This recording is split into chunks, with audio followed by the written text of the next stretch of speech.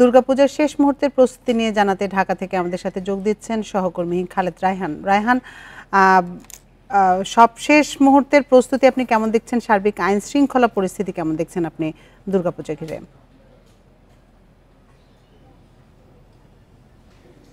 দেখুন, হিন্দু ধর্মাবলম্বীদের সবচেয়ে বড় যে ধর্মীয় উৎসব শারদীয় দুর্গাপূজা, সেটির কিন্তু একেবারে শেষ মুহূর্তের যে প্রস্তুতি সেটি কিন্তু চলছে। আমরা এখন রয়েছি ঢাকার অন্যতম বড় একটি মন্দির, রমনা কালী মন্দির। সেখানেও কিন্তু আমরা দেখছি যে প্রতিমা নিয়ে আসা হয়েছে এবং সেটির যে রং তুলির যে কাজ, একেবারে শেষ পর্যায়ের যে কাজ, সেগুলি এখন তারা করছেন এবং যে সাজসজ্জার যে কাজগুলো রয়েছে সেগুলি তারা মূলত এখন করছে। এবং তারা যেটা বলছেন, যেহেতু আগামীকালকে থেকেই যে মূল কার্যক্রম পুজোর শুরু হতে যাচ্ছে, সেটিকে মাথায় রেখেই তারা কিন্তু কাজ করছে। বা একেবারে আমি যদি বলি, এখানে যারা রয়েছেন তাদের সঙ্গে কথা বলে যেটি জানতে পেরেছি যে আজকের মধ্যেই সকল কাজ তারা শেষ করে ফেলতে পারবেন এবং সেটিকে মাথায় রেখেই তারা কিন্তু কাজ করে। শুধুমাত্র প্রতিমা না, প্রতিমা ছাড়াও পুরো যে মন্দিরটি রয়েছে এবং তার সামনের যে আঙিনাটি রয়েছে, সেখানেও আমরা দেখছি যে নানা রকমের কাজকর্ম কিন্তু করা হচ্ছে। শেষ মুহূর্তের প্রস্তুতি যাকে বলা হয়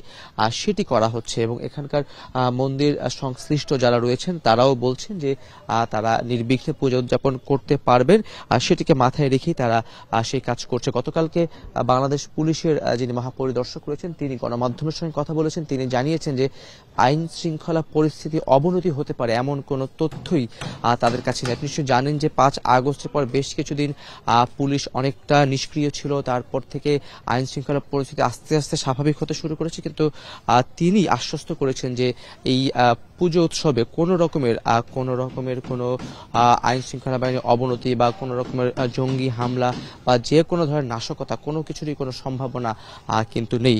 সেটিকে মাথায় রেখেই তারা কাজ করছে এবং আইন শৃঙ্খলা পরিস্থিতি সেভাবেই কিন্তু সাজানো হয়েছে। এবং শুধুমাত্র ঢাকা শহর না, ঢাকা ছাড়াও সারা দেশেই সেইভাবে কাজ করার যে প্রস্তুতি সেটি নেওয়া হয়েছে। আপনি নিশ্চয়ই দেখতে পাচ্ছেন যে আমি যেটা দেখাচ্ছি যে পুজো মণ্ডপের একেবারে বা এই এলাকার একেবারে সবশেষ যে কাজ সেগুলি করা হচ্ছে। মোটামুটি প্যান্ডেল টানো থেকে শুরু করে সমস্ত কাজ আগেই শেষ হয়ে গেছে। এখন একেবারেই শেষ মুহূর্তে যে প্রস্তুতি, সৌন্দর্য বর্ধনের যে কাজ, সেগুলোর কাজ করা হচ্ছে। সব মিলে বলা যায় যে ঢাকায় যে কয়েকটি জায়গা এবং সারা দেশে যে সকল জায়গাতে পূজা অনুষ্ঠিত হবে, সে প্রত্যেকটি জায়গাতেই আমরা দেখেছি যে খবরও পেয়েছি যে শেষ মুহূর্তের যে কাজ সেটি চলছে এবং আইন শৃঙ্খলা পরিস্থিতি স্বাভাবিক রাখার জন্য প্রত্যেকটি মন্দিরে এখন থেকেই আরেকটু যেই আইন শৃঙ্খলা পরিস্থিতি স্বাভাবিক যে পরিস্থিতি, সেটিকে নিয়ন্ত্রণের জন্য প্রত্যেকটি মণ্ডপে আমরা দেখেছি যে বাড়তি নিরাপত্তা ব্যবস্থা গ্রহণ করা হয়েছে। রমনা কালী মন্দির থেকে জানাচ্ছিলেন আমাদের সহকর্মী খালেদ রায়হান। দুর্গাপূজার শেষ মুহূর্তের প্রস্তুতি নিয়ে জানাতে এবার সিলেট থেকে আমাদের সাথে যোগ দিচ্ছেন সহকর্মী রানা মজুমদার। রানা, আমরা কিছুক্ষণ আগে রাজধানীর পরিস্থিতি শুনছিলাম, সিলেটের মণ্ডপগুলোর পরিস্থিতি কি? সেখানে তো শেষ মুহূর্তের রং তুলির আঁচড়ের কাজ চলছে, সার্বিক পরিস্থিতি কেমন দেখছেন সেখানে?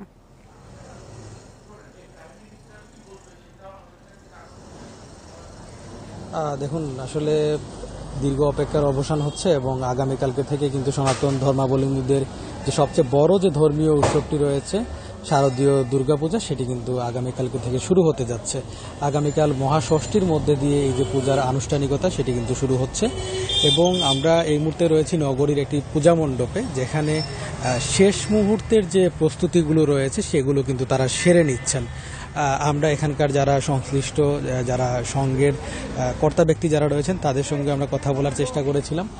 তারা যে বিষয়টি জানিয়েছেন, মোটামুটি তাদের কিন্তু প্রতিমা বানানোর যে কাজ কিংবা প্যান্ডেল ভিত্তিক যে কাজগুলো রয়েছে, মণ্ডপের সাজসজ্জার যে কাজগুলো রয়েছে, সেগুলো একেবারেই এখন শেষ পর্যায়ে। এবং আমরা এখানে এসে দেখতে পেরেছি যে তারা মূলত এখন প্যান্ডেল কিভাবে সাজাবেন কিংবা আলোকসজ্জা কিভাবে কি হবে সেসব বিষয়ে মূলত তারা কিন্তু এখন আলোচনা করছেন এবং সেই ধরনের কাজগুলো কিন্তু এখন শেষ পর্যায়ে চলছে। পাশাপাশি মণ্ডপ পরিষ্কার করা এবং মণ্ডপের আশেপাশের জায়গাগুলোতে ব্যানার, ফেস্টুন কিংবা অন্যান্য যে আলোকসজ্জার যে কাজগুলো রয়েছে সেগুলো কিন্তু তারা শেষ মুহূর্তে করছেন।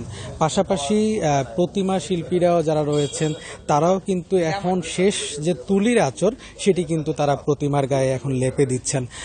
পাশাপাশি আমরা প্রশাসনের সাথেও কথা বলেছিলাম যে এই যে শারদীয় দুর্গোৎসবকে ঘিরে কিন্তু এবার ব্যাপক আসলে প্রস্তুতি আইন শৃঙ্খলা বাহিনীর পক্ষ থেকে রয়েছে বলে তারা আমাদেরকে নিশ্চিত করেছেন। আমরা সিলেট মহানগর পুলিশ পাশাপাশি জেলা পুলিশের সাথে আমাদের কথা হয়েছে। তারা বলছেন যে এবার সিলেট জেলা এবং মহানগরে পূজা উদযাপন পরিষদের যারা কর্তা ব্যক্তি রয়েছেন তাদের সঙ্গে আলাপ করে কিন্তু তারা বিভিন্ন সময় প্রস্তুতিমূলক সভাও কিন্তু সম্পন্ন করেছেন।